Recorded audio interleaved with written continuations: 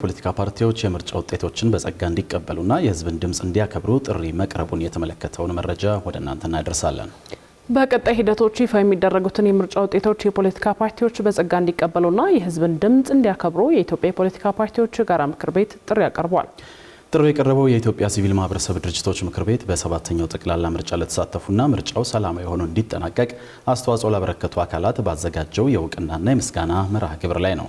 ርዕሰ ብሔር ታዬ አጽቀሥላሴን ጨምሮ ሌሎች ከፍተኛ የመንግስት የስራ ኃላፊዎች፣ የፖለቲካ ፓርቲ ተወካዮችና ጥሪ የተደረገላቸው እንግዶች በተሳተፉበት መርሃ ግብር ላይ የተገኘው ብሩክ አስቀናው ተጨማሪ ዝርዝር አለው።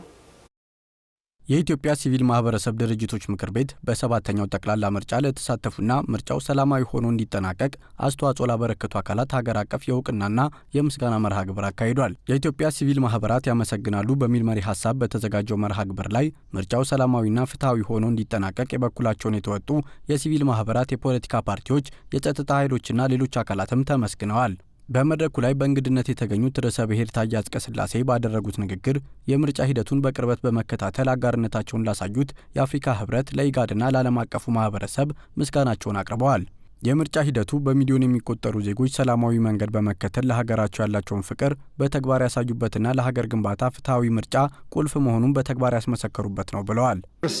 እውነተኛ ትርጉም የሚገለጸው በተቋማት ጥንካሬ ብቻም ሳይሆን በዜጎች ንቁና በሳል ተሳትፎ በመሆኑ መራጩ ህዝባችን የተለያዩ ፈተናዎችና ስጋቶችን በሰላማዊ ጨዋነት በመሻገር በረጅም ሰልፎች ውስጥ በሚደነቅ ትዕግስት ድምፁን ሰጥቷል።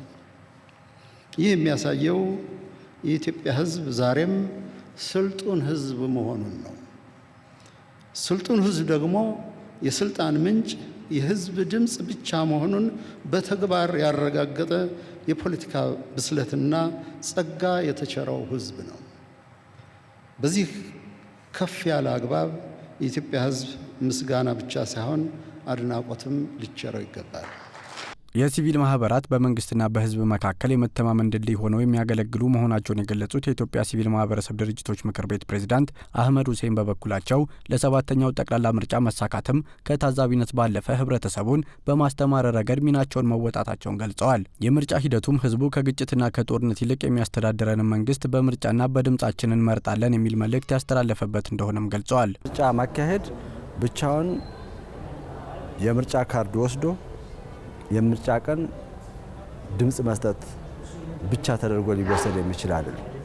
ሂደቱ ሙሉን ብናየው ሀገርን የማጠናከር ሀገረ መንግስት ግንባታውን የማሟላት የዜጎች ተሳትፎ የሚታይበት፣ ይሁንታቸው የሚገለጽበት፣ እኩልነታቸው የሚረጋገጥበት፣ ለሌሎች ትምህርት የሚሆን ደግሞ ስልጡን የፖለቲካ ባህል ግንባታ፣ የዲሞክራሲ ባህል ግንባታ በውስጡ ያቀፈ ትልቅ ሂደት ነው ማለት ነው።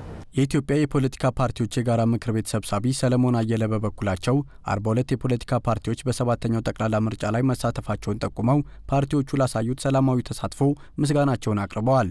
ምርጫ ሲመጣ ሁሉ ጊዜ የሚታሰብ ነገር አለ። የፖለቲካ ፓርቲዎች አለመግባባት ይፈጠራል፣ የሰላም ጉዳይ ሀፕን ሊያደርግ ይችላል ተብሎ ነው የሚጠበቀው።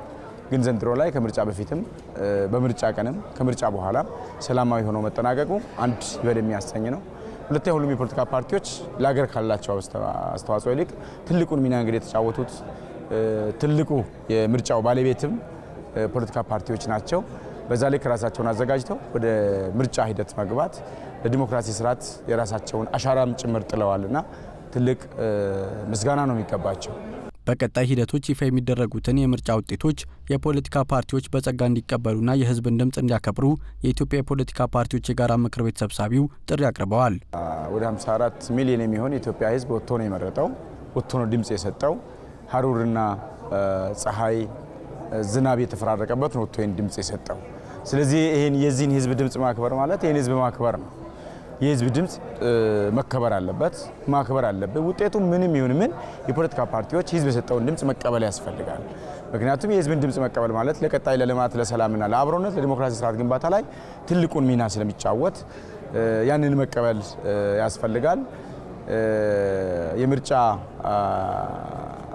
ድምጽ ልዩነት የፖለቲካ ፓርቲዎችን ልዩነት ይፈጥራል ተብሎ አይጠበቅም። ኦልሞስት ማሸነፍም መሸነፍም ይፈጠራል ሜዳ ውስጥ ስትገባ። ስለዚህ ተሸነፍክ ማለት ፖለቲካ ሂደቱን አቆምክ ማለት አይደለም። ስለዚህ ትግሉ ይቀጥላል፣ አብሮነቱ ይቀጥላል፣ ኢትዮጵያዊነቱ ይቀጥላል። ያለችን አንድ ሀገር ነው። በቅድመ ምርጫ በምርጫው ወቅትና ከምርጫ በኋላ ያሉ የሰላምና ጸጥታ ስራዎችን ለማከናወን በሀገር መከላከያ ሰራዊት የሚመራ የጋራ ግብረ ኃይል ተቋቁሞ ወደ ስራ መግባቱን ያመለከቱት የኢትዮጵያ ፌዴራል ፖሊስ ጠቅላይ አዛዥ ኮሚሽነር ጄኔራል ደመላሽ ገብረ ሚካኤል ዘመናዊ ቴክኖሎጂዎችን በመጠቀም የምርጫውን ሰላምና ደህንነት ማስጠበቅ ተችሏል ነው ያሉት። በምስጋና መርሃ ግብሩ ላይ የህዝብ እንደራሴዎች ምክር ቤት አፈጉባኤ ታገሰ ጫፎ፣ የፌዴሬሽን ምክር ቤት አፈጉባኤ ያገኘው ተሻገር፣ ምክትል ጠቅላይ ሚኒስትር ተመስገን ጥሩነህ፣ የኢፌዴሪ ጦር ኃይሎች ጠቅላይ ኤታማዦር ሹም ፊልድ ማርሻል ብርሃኑ ጁላን ጨምሮ ሌሎች ከፍተኛ የመንግስት ስራ ኃላፊዎችና ጥሪ የተደረገላቸው እንግዶች ተገኝተዋል።